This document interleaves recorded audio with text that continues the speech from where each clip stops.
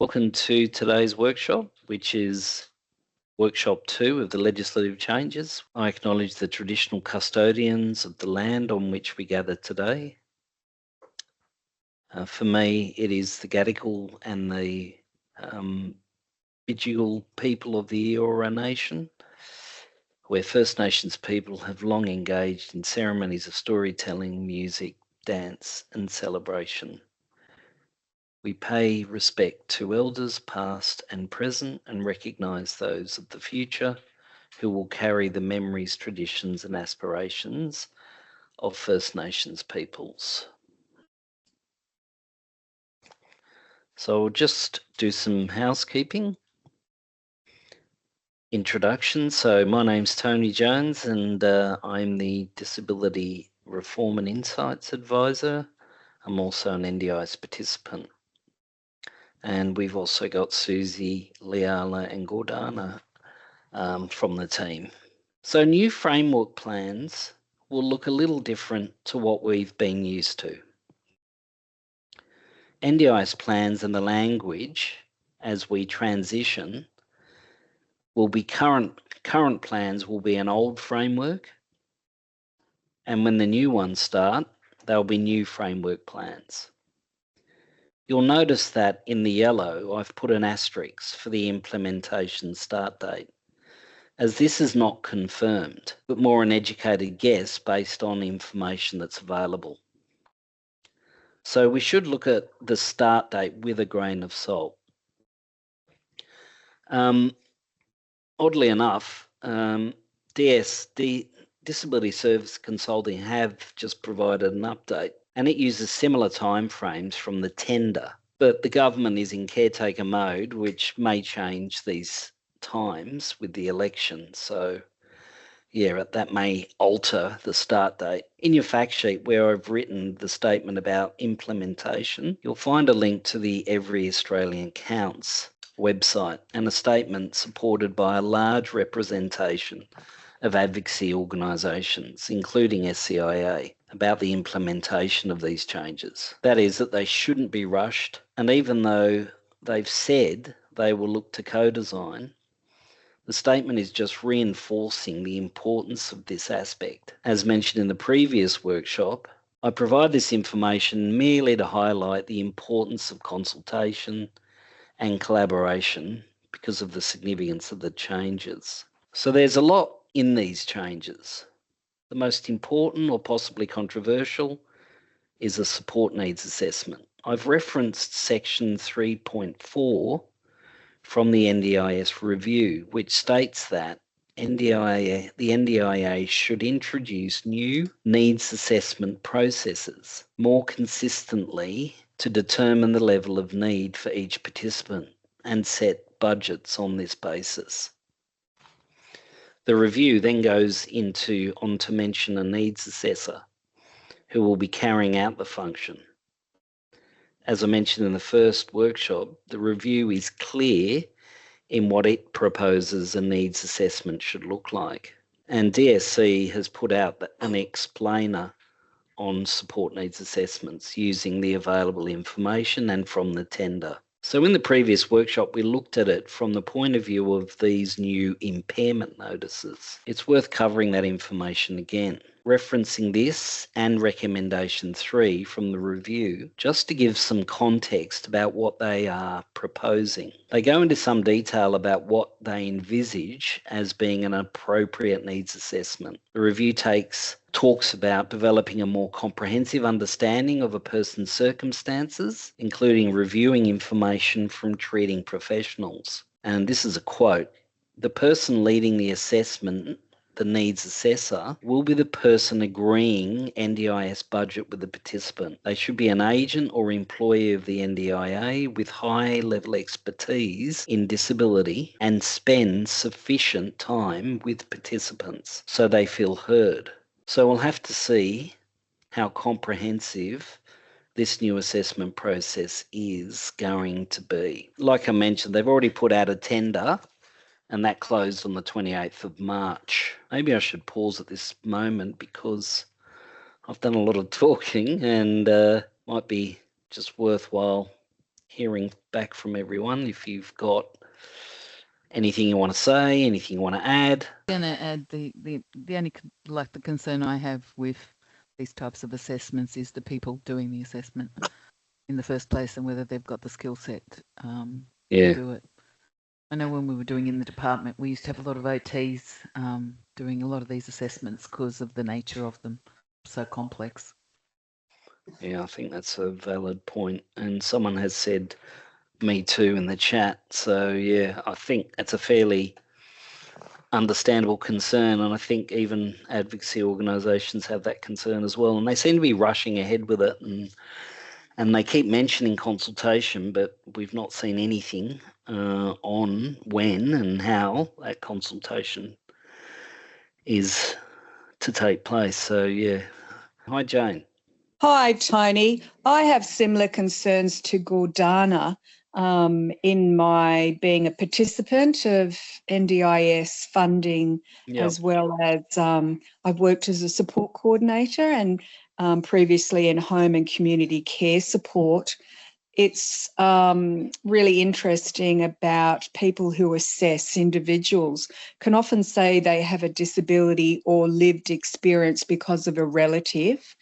However, they might have experience in intellectual disability but not physical, and then they're making decisions with a limited understanding of someone, for example, who's a paraplegic, but they do have very comprehensive skills in someone who has an intellectual disability. So that's one of my really big concerns. And during support coordination work, a lot of the LACs would say they have lived experience, but when you started talking through the needs of a particular recipient, they had no idea what a person needed with their mobility issues, for example.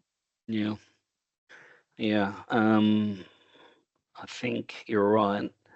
And some people have been lucky with LACs, but then some people have been very unlucky with the level of knowledge that those LACs have.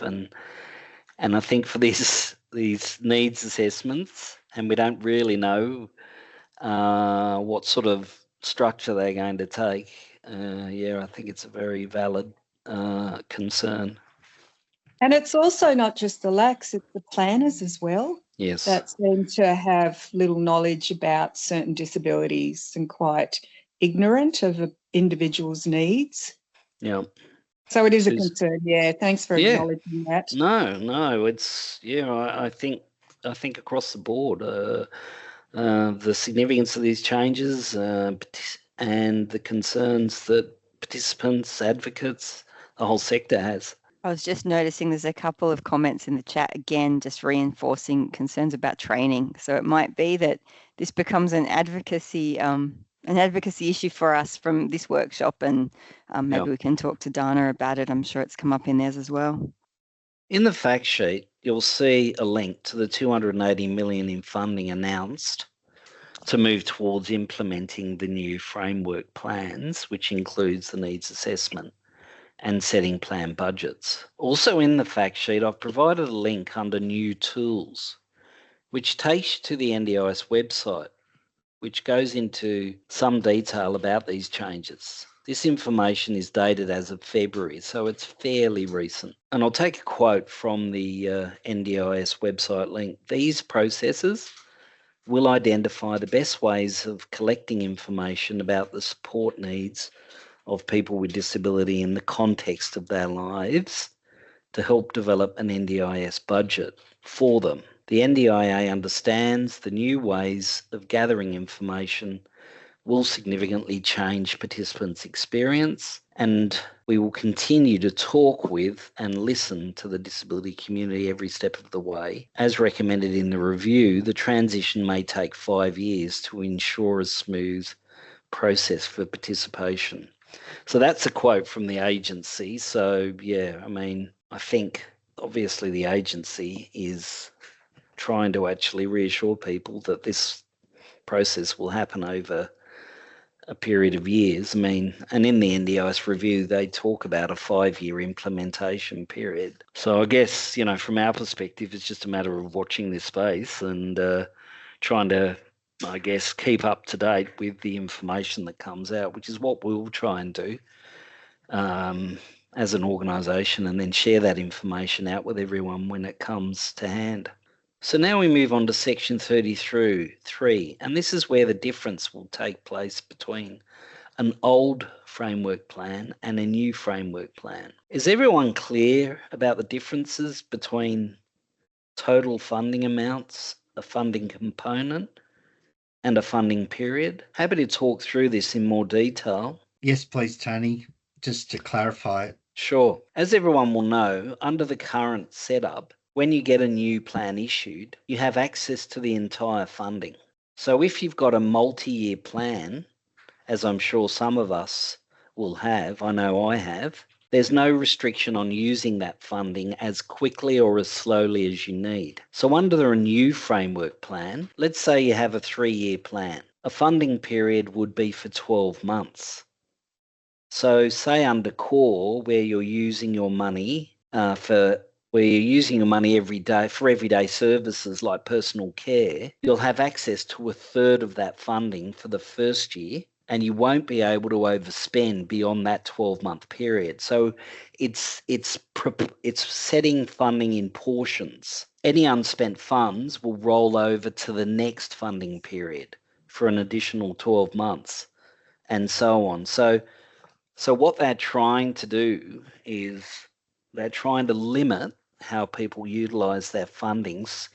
Their concern, I think, is that you'll get to the end of your plan and you've used up all your funding. That's what they mean by total. So that relates to the total funding amount. You'll get an overall figure for the total funding amount. The funding periods, at most, from what they're saying, will be 12 months. And a funding component is, you know how with current plans you might have your certain funding for core, you'll have a certain funding for capacity building, and then you got funding for capital support such as assistive tech, new wheelchairs. So that's what they mean by a funding component amount. So it'll be divided up in those categories, and again, those funding components will have a funding period attached to them. So let's say you've got funding for a new wheelchair. It'll give the funding component the cost of that chair, and then it'll have a period. So it may just be 6 months, whilst you're in the process of purchasing that new wheelchair. So that's what they mean by those definitions around funding amounts, funding component, and a funding period. I don't know if has that cleared things up a little bit? Yes, thank you, sir. In the fact sheet, you'll notice that I've provided a link to Section 33 instrument, which again just goes into a bit more detail. It's a plain English summary outlining the changes. As with some of the other links, it's a good summary in explaining the changes. There's some bullet points on how considerations are made for funding components and funding periods. Now, initially, what they're saying is when you get your first new framework plan, the funding period will be only 12 months before they consider extending periods out for longer plans, up to 5 years duration. There's not a great deal of info on that other than to say, I think the idea being that because of all these changes, they just want to limit plans to 1 year's duration at first. And I suppose it's just to make sure that the agency as well as participants have a better understanding of these changes before then they'll look to making longer plans. I've also included a link to your plan guide, which is an updated operational guideline and summary of the changes made. On that page, you'll see further links to download the plan guide. So yeah, it's if you're concerned or you just want some additional information, click that link from the fact sheet, and it'll just take you to the web page and some additional resources on whether or not you want to download those new changes, those operational guidelines, and it just takes you through all of them. Section 34 inserts one new paragraph, which is just reiterating that we've what we've covered, and that is that a support is necessarily arising from an impairment, and a support is an NDIS support, reiterating the Section 10 new definitions of what an NDIS support is. So just going off the last workshop with explaining those that Section 10 and the lists that they now have around what an NDIS support is and is not. I've just laid out the reasons the agency need to consider when making decisions on plan management. In the fact sheet, I've provided links under management of funding rules, which gives some explanation of the changes. The important one is the link with the new rule, which commenced on March 4. It goes into some detail around how decisions are made and what they are considering. What are the potential risks and how will they be considered, potentially with additional support needs to help people make informed decisions? So that might be, that you may get some additional support to help you manage your plan, and whether the participant is at risk from being harmed through exploitation or physical harm, the person's ability to manage money, and whether or not a court has ordered another person to manage the money or property of the participants. So these are new powers that the agency has when considering making plan management decisions. Is there any risk, Tony, that could be sort of overused, do you think? Have people raised that concern? And I go into this shortly, but Okay. they do. Sorry. No, it's fine. The agency does have these greater powers now, and I guess the concern would be is how they utilise them. Is there going to be overreach? Are they going to be, because we've already seen anecdotally and heard anecdotally rather that people's plans and how they manage them has been changed, and they've not been consulted on that, and nor do they have any idea on the reasons why that has changed. So absolutely, it's a valid concern. So I think we collaboratively work with the agency and want to expect them to have good intentions. But again, this might be something that people can raise with us if they do have any concerns or confusion. And it can be something we speak up on. Yeah. Has that happened to anyone? Has anyone heard or from themselves or from anyone they know where that's happened? Okay.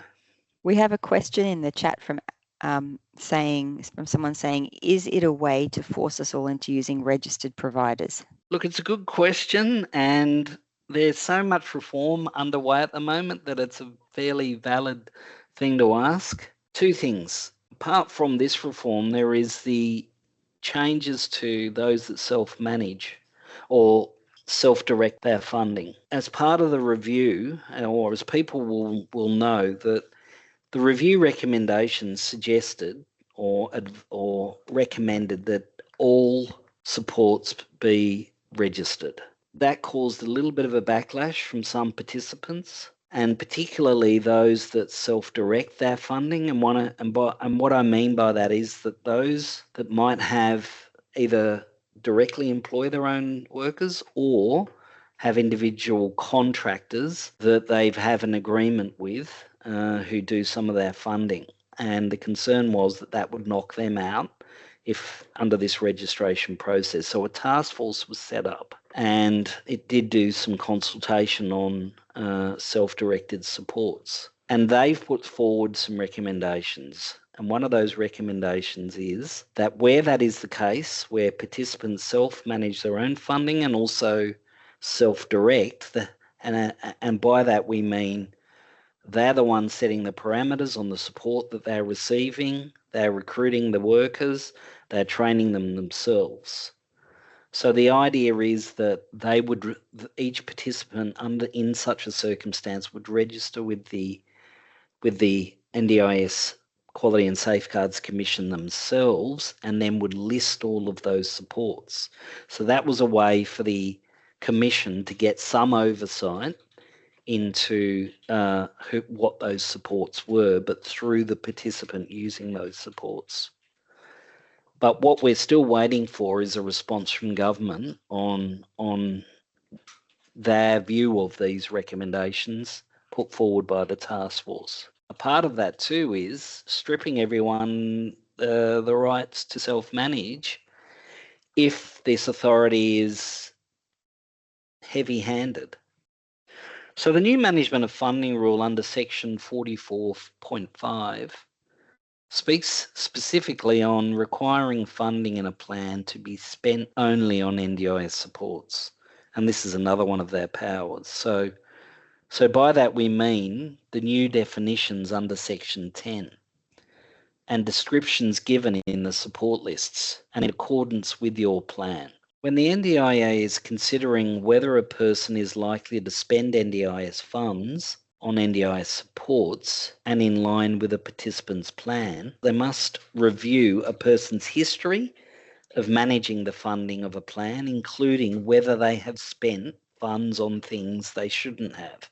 So this is a new thing that wasn't around before. B, a person's history of providing requested information or documents to the NDIA, including if they didn't provide information, did they attempt to provide the information or give a reason for not providing the information? C, whether the person has been involved in fraud or used funds or assets inappropriately. And D, whether the person has experienced exploitation or significant pressure when managing legal or financial affairs. That's the concern, that with these new powers, how they utilise them. You know, for them, they can now look back on previous plans and just make changes if they feel, for whatever reason, you've not used your plan appropriately. I think we can say that this new section, in part, speaks about the sustainability of the scheme, in how it sets specific circumstances for receiving additional funding in certain circumstances. And just to make a general point, as with section 33, the agency is setting more restrictive parameters around funding over periods and looking for ways to ensure that the allocation of funds lasts throughout the participant plan. There's a comment in the chat, Tony, saying I'm worried about what's happening. This is the NDIA making it harder for participants to get additional help. That is true. That is definitely true. More bureaucracy to wade through, it would seem, unfortunately. So under that section, a participant can request additional funding where the participant has experienced fraud or exploitation. Making the payment is necessary to prevent or lessen an imminent threat to an individual's life, health or safety. The participant has been unable to request a plan variation or reassessment because of their disability or lack of decision-making support. A participant is waiting for a decision on a variation request for crisis or emergency funding as a result of a change in support needs and the CEO has not made a decision. Any other circumstances set out in the rules. And I do go into a bit more detail under plan variation and the changes to it, which does relate to this as well, particularly around emergency funding or where there has been a change of circumstance and you need to get access to funds. Related to this has been changes and new powers to potentially raise a debt against a participant if they have not complied with this new section 46. If they have not spent their funding on NDIS supports in accordance with their plan. Possibly the most important aspect of these amendments under section 47A is the conditions that are set for additional funding. The ability to vary a plan has been around for a while, but what's new is more explicitly defined conditions for making adjustments to funding. And this would be in part, again, related to sustainability measures. The participants' support needs have changed because of a change in the participant's functional capacity or informal supports, and also changes in living arrangements. And either the support is for a specific time or the support is a once-off. A specific time may be a length of time, such as 1 month, or it may be the time until an agreed event occurs, such as until the participant's family member is home from hospital, or until the participant's plan is reassessed. So there may be a need, like for a plan variation, and they'll top your funding up, let's say under core for additional support, whilst you've got a family member away, if you're using informal supports, or there's been some other circumstance. Another option that they've given is, or another example they've given is say for a wheelchair, and the change to support needs requires an urgent change to the plan. The funding is best provided by the NDIS. That's another stipulation that they've got in there. In that plain English summary document, it gives some examples to help understand likely scenarios. So, for example, a participant with a degenerative condition who experiences a sudden and significant decline in their functional capacity may need additional support, or in our example, a wheelchair urgently for mobility while the reassessment is undertaken. Or it could be to do with a change in informal supports, like a sickness or death of a carer or family member. If the changes are permanent, then a plan reassessment and a new plan may also be needed for the longer term. If the increase in funding will add an additional support to the plan, the NDIA can vary a participant's plan if A, the additional supports must be for a specific time or a once-off, and B, the additional support must be different to or have different outcomes from the other supports already in the plan. And I know it's quite technical how they're setting these up, so which does make it a bit confusing. And C, the additional support is either replacing, maintaining or repairing assistive tech already in the plan, or needed urgent support to support the participant's economic participation for a time. Let's say if they've got a new job or their job changes and they need additional support, or it's needed urgently to support capacity building or a life transition. In the fact sheet, I've provided a link to a good explanation from DSC, and I also want to point out that the summary document explains that this review, which I highlight in yellow, rather it's a reviewable decision. In your own time, just look at some of those references and just read through the details, and if nothing else, it'll just give you a better idea of the changes and what it's likely to look like. Tony, I'm just wondering, with this, reading this information, is it the same as it's been for a while, with requiring a reassessment of a whole new plan? For example, you have a wheelchair and you need a different type. You'd then put in a change of circumstances and that would meet the variation condition. I'm just finding all this legal speak quite difficult to understand. Yeah. So I'm just trying to come up with some examples so I understand it. So would that be the same as change of circumstances, that you'd then have a decision to vary a plan, you'd get a new wheelchair and your plan would start again with the added amount of money for the new wheelchair? That variation element has been around for a while, so you're right. And there are conditions for that, how to vary a plan. It could be a minor thing, like you need to change how the funding is managed. Two, if your circumstances change and it's needed fairly urgently, such as a new wheelchair, well then there is that ability now to be able to do that. But of course, some of those changes gives the agency more powers as well if they have concerns. The difference, I guess the take home here is that variation has been around for a while, but what these new powers offer the agency is they can actually step in if they feel there's a need to actually vary a plan, either because they feel that it's not being managed and they include such things as emergency powers if they feel that someone is being exploited or potentially being harmed. So that aspect wasn't there before, and that is a new aspect with these new powers. So, yeah. But the variation element, as it did stand before, that is still very much a part of this plan variation. So it's still the same, but it just means they have more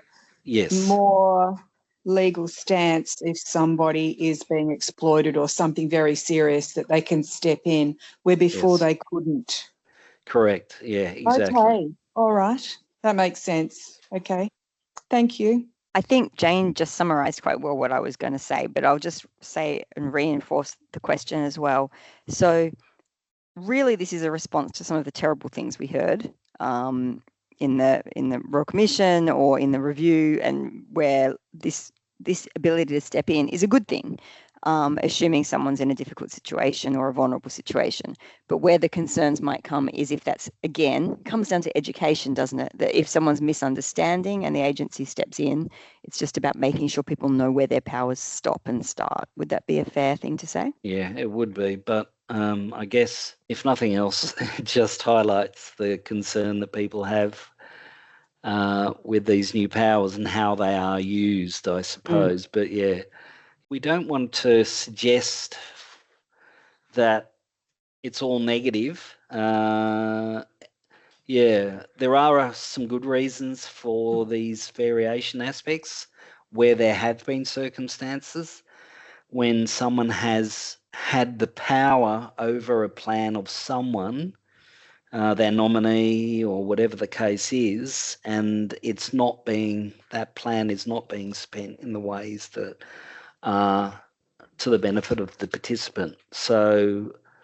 but of course, the alternative to that is for a lot of us and a lot of our members that manage our own support plans. The concern is that the powers go too far the other way. And yeah, Jane, you got another comment? I do. I was just wondering, and you might have this further down in your presentation, then if things do go wrong and you lose your ability to self-manage, for example, you can appeal and have, so that is still in the plan, in the legislation. Has there been any changes with that we should be worried about? No, those changes are reviewable decisions. So the only caveat to that would be that, as you know, it's not a quick process. You've got to go through the internal review process, and that may take a little bit of time. But those powers are very much those abilities for participants to ask for a review where those changes are made. They still are available to participants. I was just going to add, I mean, I still have concerns about the assessment process and the ability of being reassessed quickly, especially if you're going through an appeals process, because you're not, you don't get what you need in the first place. And I think that's a concern that needs to be raised. Yeah, and some of that concern too has been raised around these impairment notices and how they operate. Yeah. And because you can't technically review you can review a plan if you've been given notice of an impairment and you feel it doesn't meet what your needs are and you need additional, let's say if it's someone with spinal cord injury and you've only been put in, your impairment notice is just physical and doesn't include neurological as an example. You can actually review that, but when you have a needs assessment conducted and then a plan is issued, you can't actually review that from the needs assessment. You can review it from the participant statement of supports, which lists them, and you can then get that reviewed. They've given circumstances where they would consider a new support needs assessment, but it's fairly restrictive. So I think, that's a valid concern around how these needs assessments are conducted, who's doing them, what skills they have. Exactly. It goes back to the training and how good the assessor is in the first place. And if you're not happy with your original assessment, then the process starts becoming quite convoluted. And just with that tender process, so they're looking at this stage for just one organisation to conduct all of these assessments. Where they got that from? And it's 1,000. They're looking at 1,000 people, 1,000 staff. They haven't said whether or not they will be, whether it'll be a contract like LACs or whether they'll be employed from the agency itself. I think the review suggests they should be NDIS workers themselves. But yeah, that's something that we don't necessarily know.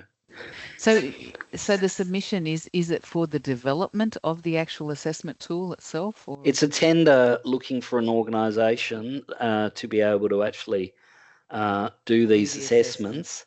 And they're also asking around what an assessment is likely to look like. They've got some they've got some further questions, or they've got it's differentiated along adults as opposed to children as well. So yeah, there's lots in that for any organisation to get their head around. Is there any details in terms of going into people's homes, or do people have to go to offices for the needs assessment?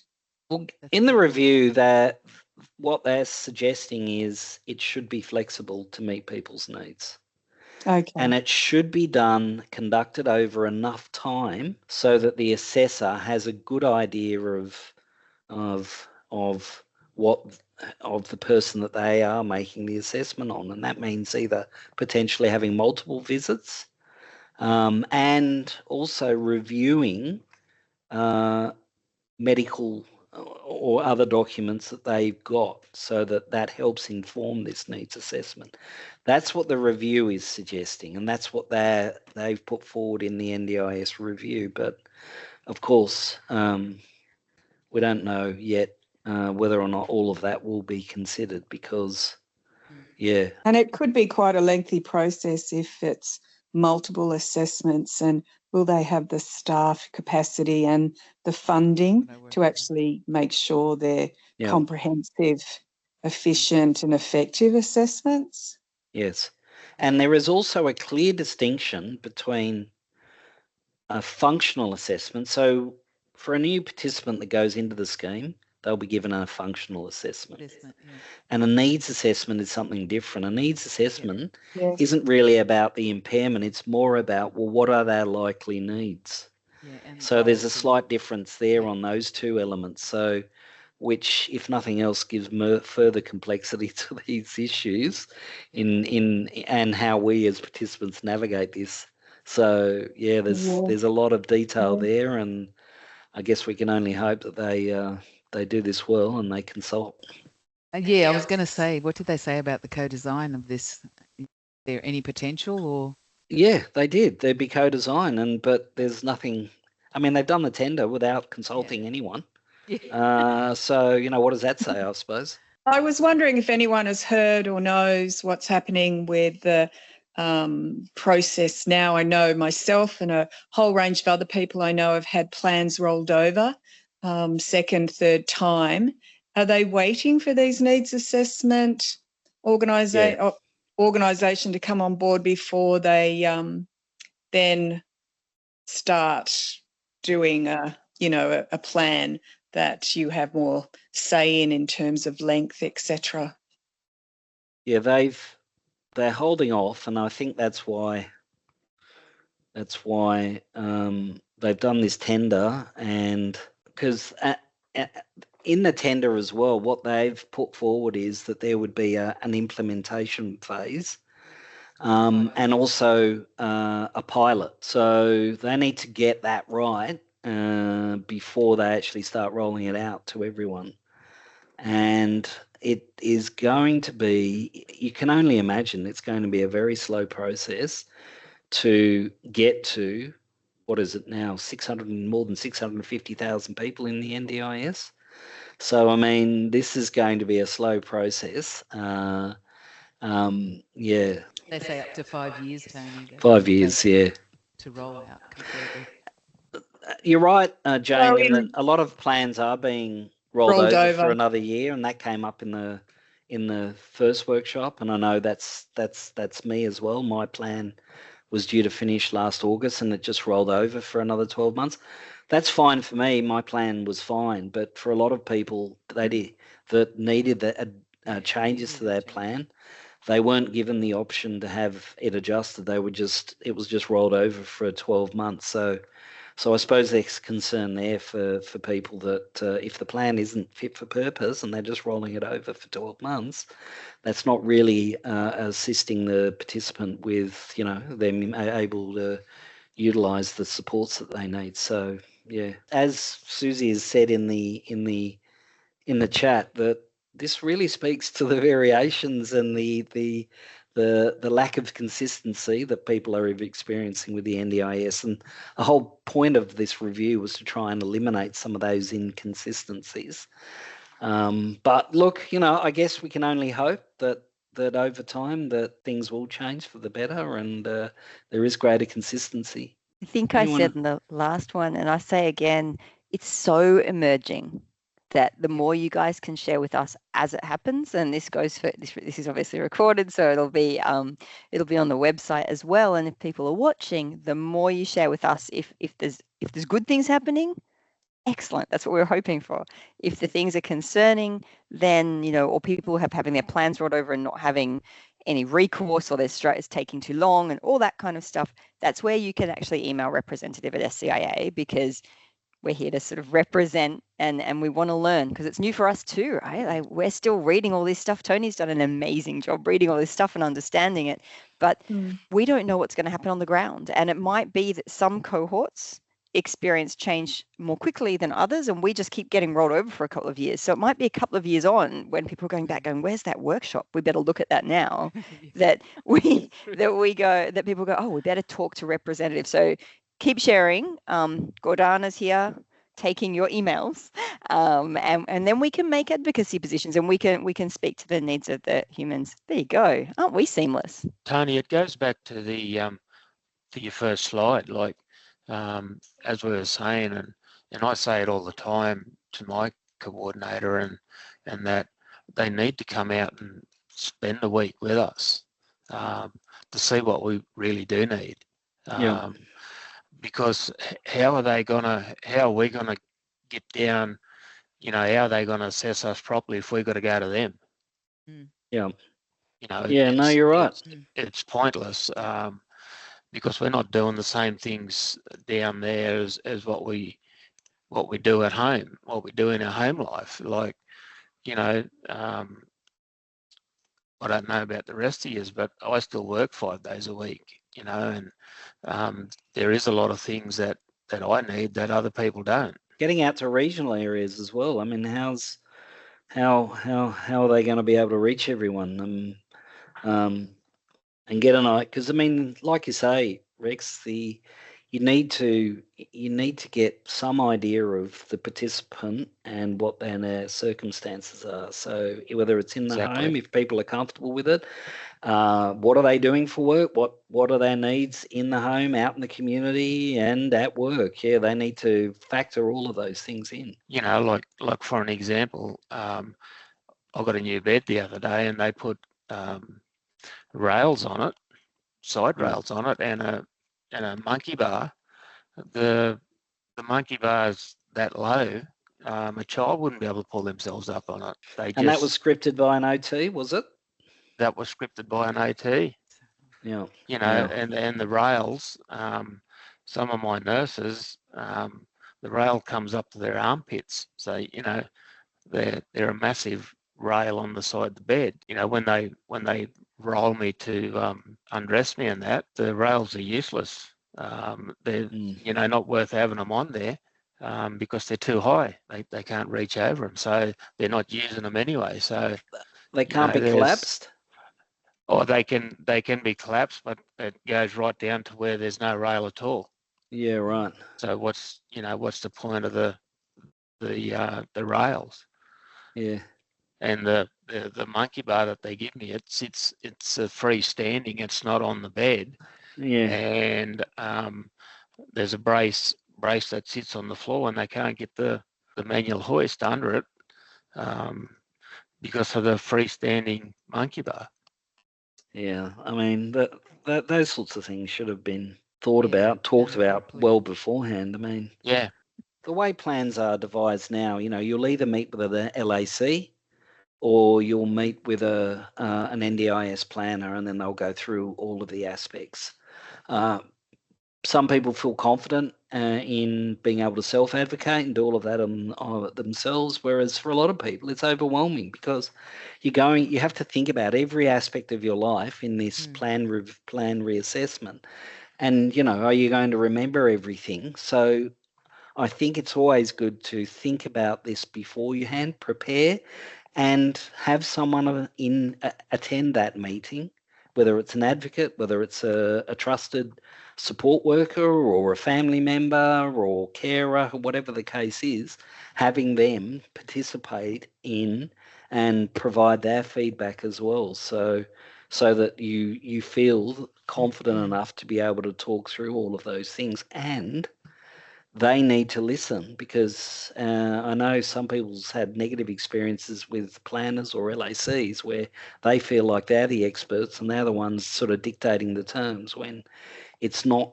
It shouldn't be happening along those lines. It should be the complete opposite. There are some participants who may have transitioned from state-based services. And so there were some disability cohorts that were eligible and were. So, I know for myself, as someone with a significant spinal cord injury, I transitioned from the New South Wales Community Support Program. And so what I don't know is what information was provided that went from Department of Ageing, Disability and Home Care was shared with the NDIS when I transitioned in. So this is what we don't know, and in these assessments they have talked about the importance of providing information and using what information they have to review your circumstance. So I think it's something for us to be mindful of. And the problem is that you never see what they actually are provided if you go through a LAC or a planner. You don't know what is written and how they've interpreted what you've said. So you have no chance to actually have a say in that until you get your plan and it's inappropriate for you. And then you have to go through the appeal process, which happens a lot. With Jane, did you attend the first workshop? I did, yes. Okay, well, if you have a look in that fact sheet, there is I've put an addendum in, and it just gives you information about what you can do in terms of asking the agency to share information they have on you. Okay. So that if you've got any concerns in that area, so previous decisions, you have every right to get that information on how they came about that decision, your previous plan, how they justified that previous plan. You can get access to that information. It's all on the website, and I've just provided a link to it. So even as your new plan comes up, if you have any concern beforehand, put an application in. It's to get that information. You can just send them an email and just say you want to get this additional information. There is actually a form you can fill out as well, so that you can then, before, get a better idea of what info they've got on how they've made previous decisions. Okay, thank you. These are just some tools that may help with that. Yes, thank you.